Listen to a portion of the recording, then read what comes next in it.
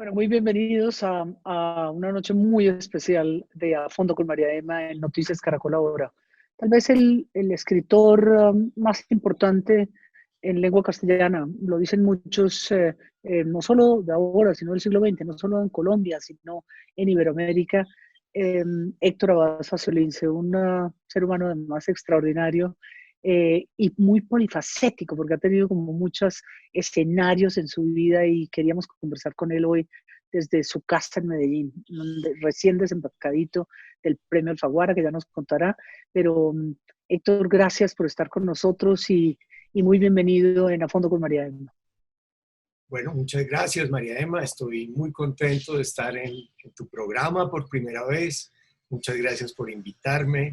Me siento muy cómodo de estar con mi vecina de Laureles conversando. Gracias por esos piropos tan grandes que no me merezco, pero bueno, muy contento de hablar contigo. No, y yo quería ir precisamente a ese barrio Laureles nuestro, en una época maravillosa, dijéramos, donde en los 60 se vivía todavía un ambiente de una Medellín festiva. Y uno entraba a su casa, Héctor, y para mí, una vecina de Vicky Abad, su hermana mayor, una hermanita mayor suya, que era mi compañera, y esto era un milagro. Uno entraba, yo pedía, rogaba que me invitara a ir porque esto era la música a todo volumen, la poesía, porque su papá recitaba por todos lados a Porfirio Barbajacoa, León de Grave, pero de memoria, ¿no? No era que nos leyera ni nada, sino que él andaba por toda la casa, su mamá en la cocina, haciendo mágicas recetas. Yo todavía tengo el primer libro de ella, de las recetas de mis amigas, y las recuerdo todas en ese patio. eh, ¿Qué era esa Medellín? ¿Qué tanto nos cambió antes de llegar a las cosas difíciles? Pero descríbanos esa Medellín que usted relata mucho y que narra mucho en su literatura. Pues yo me acuerdo muy bien, María Emma, que tú vivías en la Avenida Jardín, en una casa muy bonita, de don Gonzalo Mejía, creo que con muchos hermanos. Yo conocía a Gonzalo, que era como primer 6 hermanos, de como mis tú, ¿no? hermanos. Ah, bueno, 6 hermanos. Yo creo que ese barrio de Laureles de los 60, un barrio que había sido diseñado por Pedro Nel Gómez, un barrio muy arborizado, con calles que se enredan porque hay muchas circulares. Era y sigue siendo un barrio muy bonito. Era más bonito cuando era de puros carros. Y era un barrio muy tranquilo. Nosotros hablamos muy mal del Frente Nacional, pero esos años finales del Frente Nacional le trajeron a Colombia una cierta paz.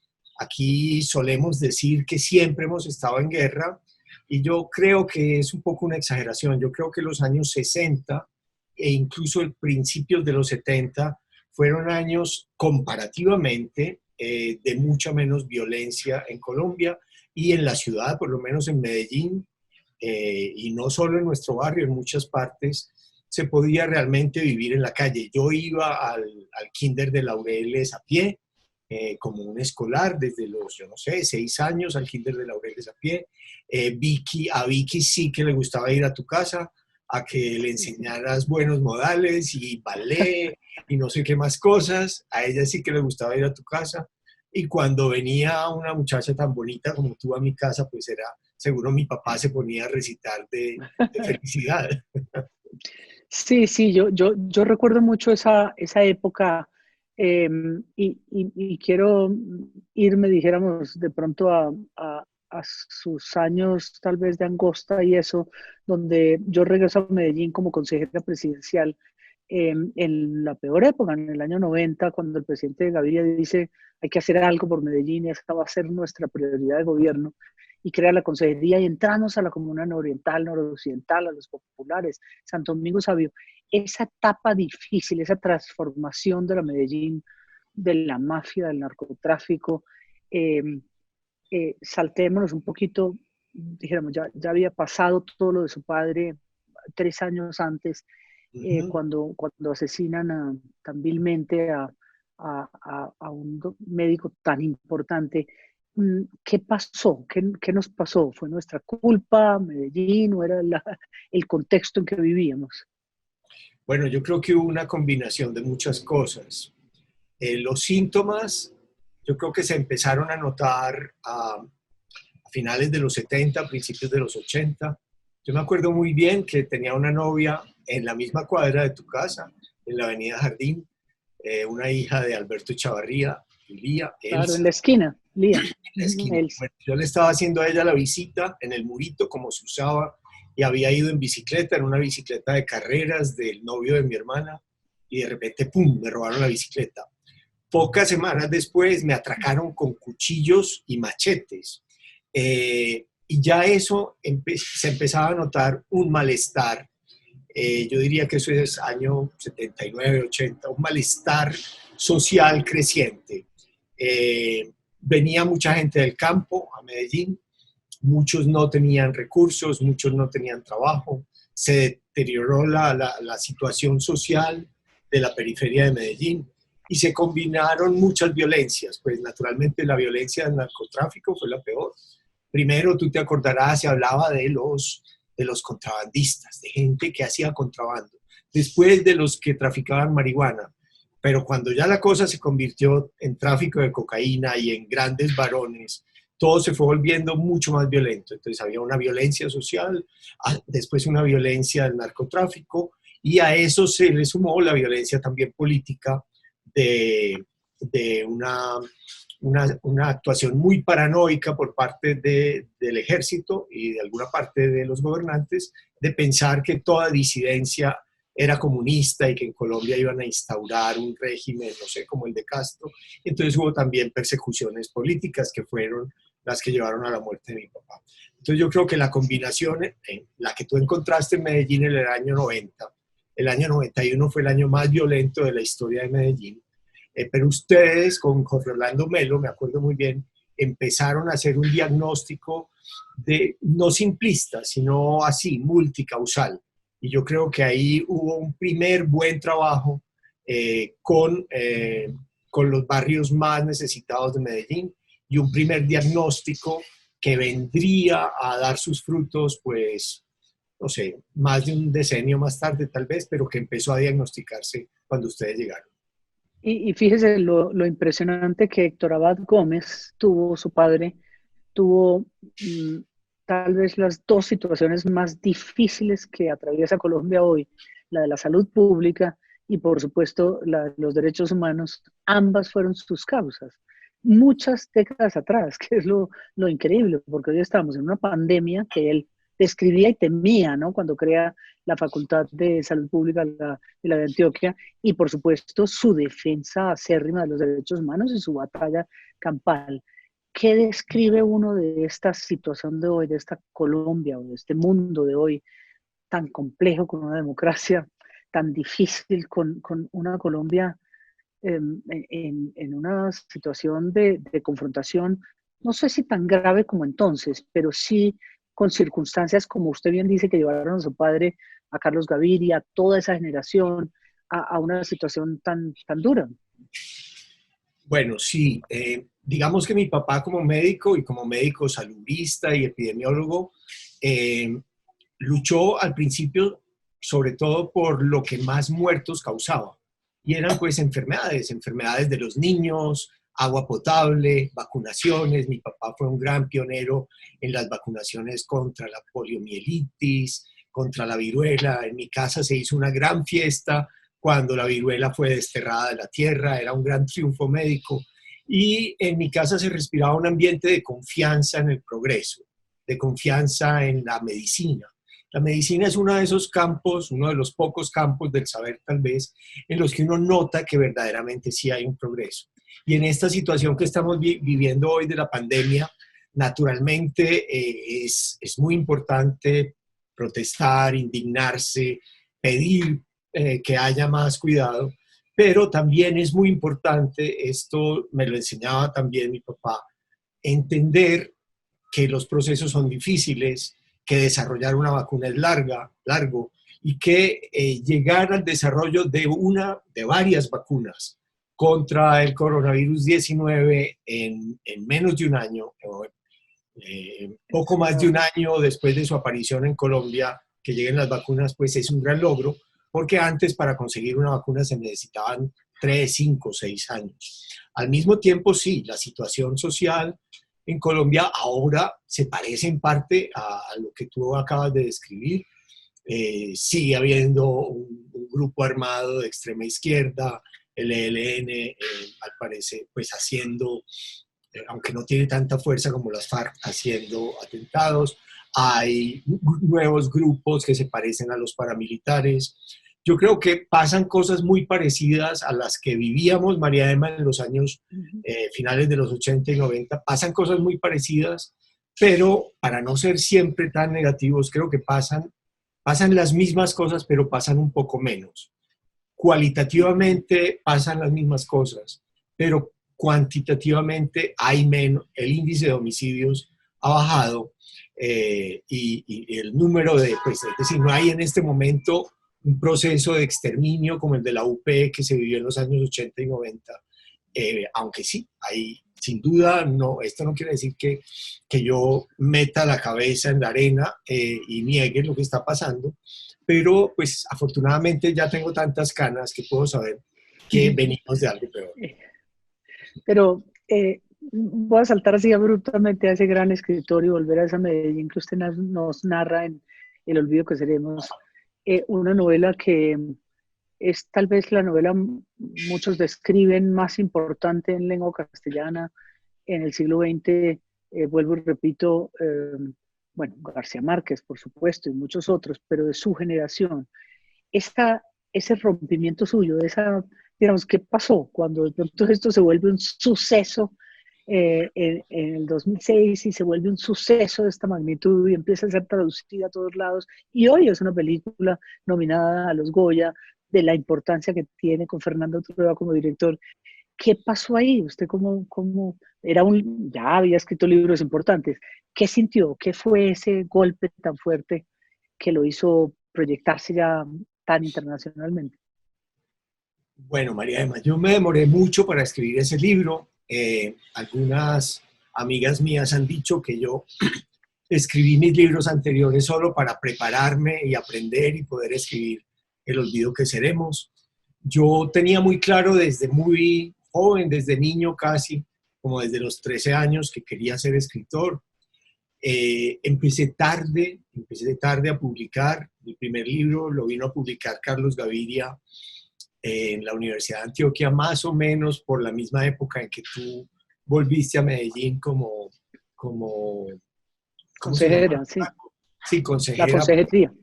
La consejería especial para Medellín. Publiqué a principios de este siglo Angosta, publiqué libros un poco más frívolos tal vez, que querían hacer reír, que eran El Tratado de Culinaria para Mujeres Tristes o Fragmentos de Amor Furtivo. Publiqué Angosta, que era más una descripción de la Medellín que tú viviste, pero siempre tenía metido adentro como la obsesión por contar la historia de mi papá, por contársela a mis hijos sobre todo, por revivirla con mis hermanas. Fue un libro muy escrito con la ayuda de mi mamá y de mis hermanas. Ellas me ayudaron a recordar. Y tal vez es el único libro mío que yo considero que escribí por necesidad, no porque quería, no porque me gustaba la historia, sino por necesidad. Tal vez eso ¿Y alguna fue... vez intuyó que iba a ser tal éxito internacional? No, porque yo no lo escribía pensando en eso. Yo lo escribía de verdad pensando mucho en mis hijos y pensando mucho en que tal vez así a mi papá, que ya lo estaban olvidando cuando yo lo publico en el año 2006, pues lo recordaban, sí, muchos de sus alumnos, de sus amigos que tanto lo querían, como Carlos Gaviria, que tú mencionaste hace un ratico, pero cada vez su imagen y su recuerdo pues se iba como disolviendo en el tiempo. Tal vez por eso se llama El olvido que seremos. Yo quería que mi papá lo recordaran un poco más, se reconociera más la injusticia que se había cometido con él al asesinarlo y se reconociera más la vida tan bonita que él había querido vivir. Claro, y eso es, yo creo que es de las cosas más impresionantes y que de alguna forma usted está reproduciendo con sus hijos, ¿no? No solo la cultura, bueno, ahí vemos su biblioteca que me imagino que está llena de libros de su papá, ¿no? De alguna forma usted, me imagino, heredó esa maravillosa biblioteca. que ha ido ganando y ganando espacio. Ya veo que llega hasta por allá atrás, atrás, atrás. Toda mi Y casa sus es una, hijos, ¿no? toda mi casa es una biblioteca. Hay libros Exacto. por todas partes. Y ¿Cuántos muchos, libros tiene? no sé, pero 8.000, 9.000, una cosa así. Qué barbaridad. Sí, Sí. me recuerda como Borda, me recuerda a Pilar Moreno de Ángel, me recuerda a Bueno, Belisario de la Juan Cruz, me Gustavo recuerda a esas grandes. tuvo que comprar otro apartamento para sus libros, porque Exacto, por exacto, y para Doña sus libros, Pilar, para sus libros. ella era extraordinaria. Claro. En Y, EAFIT, yo y fui director de la biblioteca de AFIT y exacto, por allá supuesto. está la biblioteca de Pilar Moreno de Ángela con cosas extraordinarias. Sí. No, y hablando de los hijos, de esa herencia suya, ¿no? Ambos entiendo muy vinculados a temas de la cultura. Hemos visto la película de Smiling Lombana, de su hija, de Daniela, y entiendo que su hijo también está vinculado como Mi hijo es a la arquitecto. lectura, es lector y es arquitecto y es artista. Sí. ¿Cómo se transmite eso? ¿Cómo pasa eso? ¿Y cómo es esa relación con su madre viva y con sus hermanas? Y como con todo ese intelecto y gracia, porque yo creo que allá no solo había intelecto y humanismo y sabiduría, sino también mucha felicidad, ¿no? Era una familia muy feliz, que se transmite ahora. A mí me parece que esa palabra que acabas de usar, gracia, es muy importante.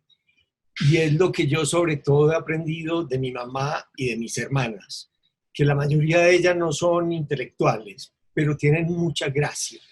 Tienen una gracia increíble para contar, una gracia increíble para cocinar, como recuerdas tú de mi mamá o como está en ese libro de ella, e incluso gracia para contar historias, porque en ese libro de cocina de mi mamá, ella cuenta la historia de la persona que le enseñó esa receta. Y para mí, tratar de narrar con gracia es muy importante. Y cuando yo estoy escribiendo, sobre todo cierto tipo de libros como La Oculta, por ejemplo, yo tengo que sentir dentro de mí la voz de mis hermanas y la gracia con que mi hermana mayor cuenta las historias, Mariluz, o como las cuenta mi hermana Clara. Yo creo que esa gracia femenina, afortunadamente, yo no soy capaz de tenerla hablando, pero sí tengo muy metido dentro de mi cerebro la forma en que ellas hablan. Y por eso tal vez uno de mis libros está dedicado a mis 5 hermanas, mejor dicho, a mis 6 madres. Y mis hijos, pues bueno, es una ventaja siempre, María Emma, que en una casa haya biblioteca. Eso lo han descubierto muchos educadores. Es una gran ventaja que uno vea que su padre, su madre, sus hermanas leen, oyen música, ven cine, conversan sobre esos temas. Es una gran ventaja. Por eso yo creo que algo que se hace aquí en los planes de lectura en Medellín y en otras partes es muy acertado. Decirle a la gente que empiece a tener una biblioteca. Yo en esta pandemia traduje un libro para niños, precisamente para Fiesta del Libro de Medellín, que se editaron yo no sé cuántos ejemplares, unos 10.000 o algo así. Es un libro de Kipling que traduje para que la gente en los barrios populares, sobre todo, empiece a tener una biblioteca. Son libros que se regalan y eso es muy importante. Una biblioteca no la hace uno ni siquiera en la vida. Buena parte hay que heredarla, no sé, dejársela a los hijos. No hay que echarles cantaleta a los hijos para que lean, sino que los hijos lo deben ver a uno gozar leyendo, gozar oyendo música, y es con ese ejemplo que yo vi en mi casa. Yo vi que mi papá se transformaba y se ponía muy, muy feliz después de leer y oír música. Yo creo que eso es lo que hay que hacer, que uno goce haciendo lo que le gustaría que sus hijos hagan. Y hablando de eso, de educación, usted que fue director de una de las bibliotecas, bueno, después de la Piloto, que es la casa madre de las bibliotecas en Colombia, de la Biblioteca Pública Piloto en Medellín, pero la de AFIT, que es una gran biblioteca y una gran editorial, que me imagino que usted dirigía, que Ay, siempre teníamos también. aquí en la Feria del Libro. ¿Qué está pasando con la educación? La falta de educación, es decir, ¿en qué nos va a cambiar esto? Universidades que no están presenciales, niños que no van a un colegio, ¿qué va a pasar? ¿Debe cambiar? Alejandro Gaviria de los Andes ha hablado mucho de ese tema. ¿Debemos cambiar la forma de educar, aprovechar esta pandemia para hacerlo o para dónde van nuestros futuros niños lectores o o qué hacer con esto? Pues María Emma, antes de la pandemia se decía que íbamos hacia una educación virtual. Yo creo que lo que nos ha enseñado esta pandemia es que la educación puramente virtual no es la solución ni sirve. Es decir, que el contacto, la presencia, ir a clase, ver al profesor, ver cómo actúa, ver cómo habla, eh, salir de clase y conversar sobre lo que nos enseñaron, que realmente uno se educa es conversando con los amigos y con los profesores, que no basta una clase virtual fría, lejana, en la que un profesor habla y la gente duerme. En general, eso no tiene mucho sentido. Creo que al contrario, de lo que nos estamos dando cuenta es de que sí, puede haber una educación virtual a veces en algunas conferencias muy importantes, pero que la presencia es fundamental, la presencia, el olfato, el tacto, todo. Yo creo que al contrario, que la crisis que ven hoy muchas universidades por no poder tener clases presenciales se va a revertir. Yo sé de muchos jóvenes que ni siquiera se matriculan porque dicen no estoy aprendiendo nada, no estoy aprendiendo lo que yo quiero. Quiero volver a estar allá, porque es que uno, es decir, los años de la universidad son unos años felices, pero felices porque uno está en el sitio, no porque está viendo una pantalla todo el tiempo. Héctor, ¿y qué se sigue ahora? Un año muy productivo, ¿no? De los pocos personas que produjo tanto como usted, pues el final con sus diarios, su libro nuevo, de finales del año del 19-20, la Sí. película extraordinaria del olvido que seremos, la película de su hija, jurado en Alfaguara con una novela además premiada, una colombiana, y esa conferencia tan maravillosa que usted nos dio en el Hey Festival en Cartagena, ahorita nomás, con Irene Vallejo sobre la palabra. Sí. ¿Qué se sigue ahora? Dijéramos, después de este mágico año y principio del 2021, que a casi nadie le pasa algo tan bueno como a usted. Pues María Emma, yo he dedicado toda mi vida a los libros. Yo he sido librero, yo tenía aquí una sucursal de librería del Carnero, después puse con unos amigos la librería Palinuro, he sido bibliotecario, traduje muchos libros, así me empecé a publicar traduciendo en realidad. Traduje muchos libros, después Del edité italiano, ¿no? ¿Cierto? del italiano En y del general. inglés. Ay, del Eh, inglés.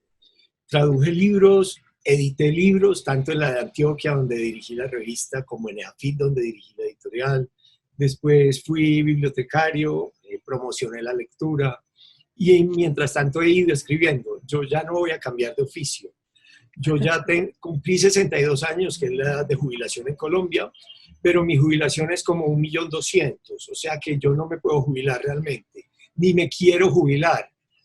Voy a seguir escribiendo y todas las mañanas aquí, no acá, porque acá tengo el internet y tengo muchas distracciones de pantalla, sino en mi cuarto y siempre en libretas, en una libreta, siempre en libretas, estoy escribiendo una novela que es una novela sobre alguien que yo no sé si tú conociste. ¿Te acuerdas del gordo Luis Alberto Álvarez? Pero por favor, fue mi profesor, el padre Álvarez, fue mi... Sí, Hacíamos, obviamente, el cineclub, el cineforum del padre Álvarez era para mí emblemático. es Claro. que el cura, el gordo, Luis Alberto Álvarez, fue un profesor para muchos de nosotros, un profesor Claro. de cine, de música clásica y sobre todo de ópera. Y yo tengo con él una historia muy vieja y muy bonita, de la cual hace 2 años yo me enfermé del corazón y me acordé mucho en ese mismo momento de Luis Alberto enfermo del corazón. Entonces, eso desencadenó en mí una cantidad de memorias y una sensación de fragilidad.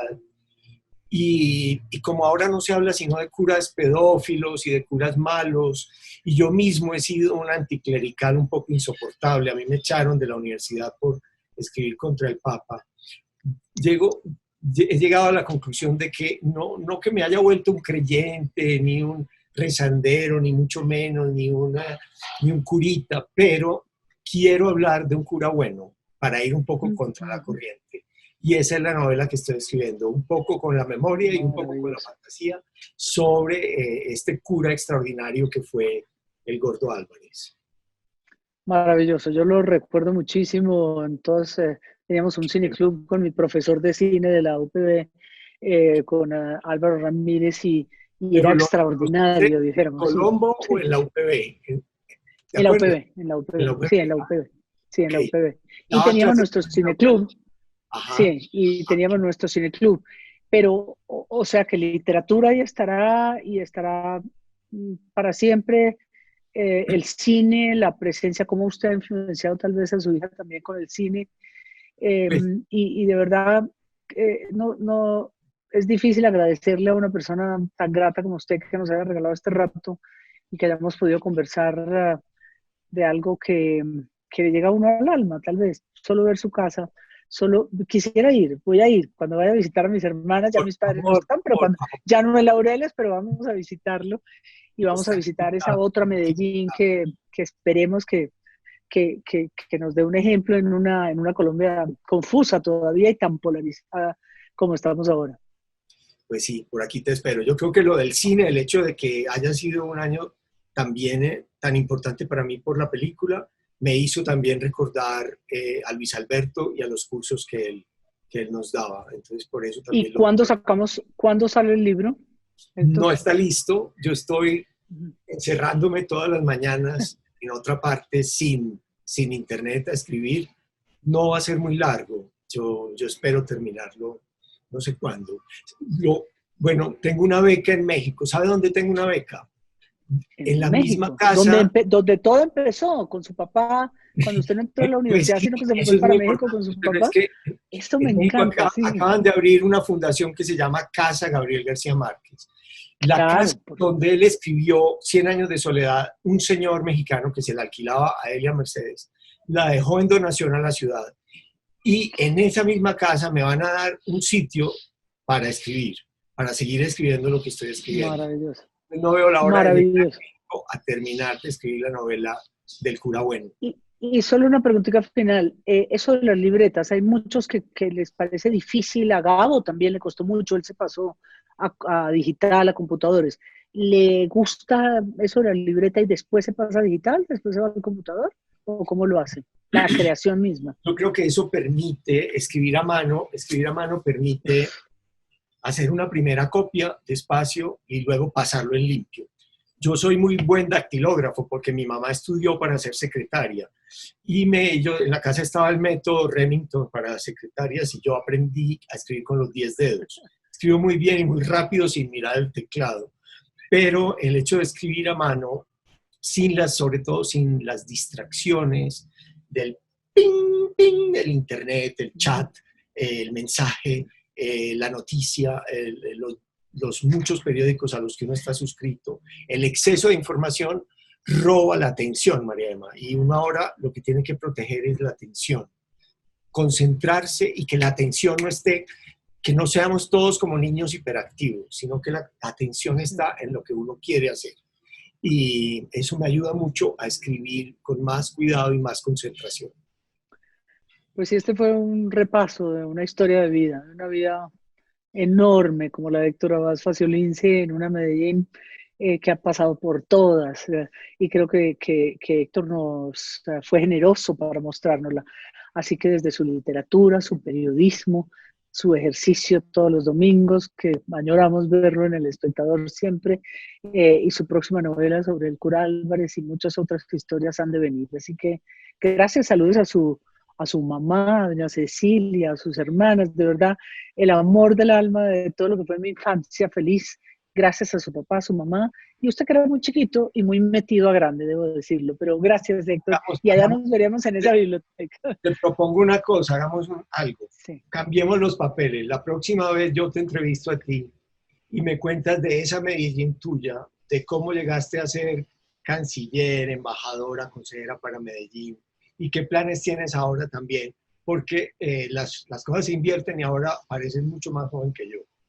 Entonces, Pues sí, debe eso ser lo el haremos, de futuro por verdad. delante. Eso Cambiemos lo los haremos, papeles, prometido, aquí quedamos en promesa así total. nos cuentas, Gracias nos cuentas. y Bueno, quiero ver más películas de su hija también y las obras de arquitectura de Simón. Así que un abrazo grande para todos allá. Gracias y nos vemos todos nosotros este próximo domingo en A Fondo con María Emma de Noticias Caracol Ahora. No dejen de vernos. Y este domingo, Héctor Abad Faciolince.